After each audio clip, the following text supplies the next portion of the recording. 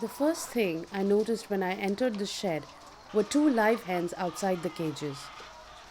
There was one that was constantly walking and trying to feed from the trays, but the other hen was just standing on one spot, completely still. I approached her, expecting her to move away, but she didn't budge. She was aware of my presence because her head was moving and she was following my movements. I slowly moved closer and then bent down to kneel beside her. She still didn't move. That really intrigued me. I was shooting with a 35mm lens and did not want to lose the opportunity to get some extreme close-up shots.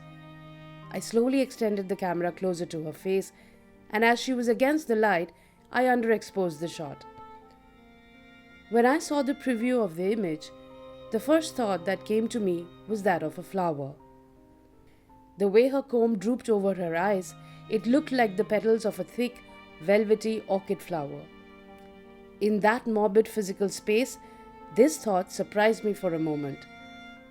I was thinking about this strange visual connection as I moved behind her to take a shot with her and the cages in the back. I was also thinking about why she didn't move away as I approached her and photographed her at such proximity.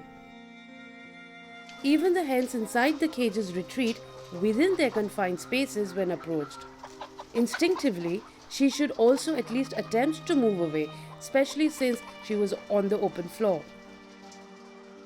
As I knelt behind her, thinking about her strange behavior and the metaphorical flower petals on her head, that's when I saw the bloody mucus dripping from a swollen, prolapsed cloaca. The entire area was like a gaping, diseased, pulsating wound.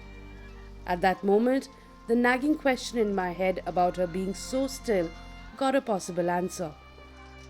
Maybe it was the pain. Maybe it was the physical shock of the injury.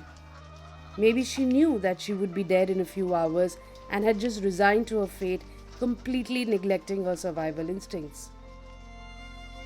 Why didn't she move? I will never know or understand that why.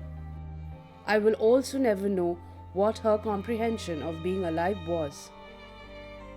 A very short life lived in constant trauma, fear, confinement, and pain. A very short life that didn't have a single moment of empathy. A very short life that was never lived. But I will always remember her as a crown of petals that bloomed through the pain, and I will always be grateful to have had the chance to photograph her.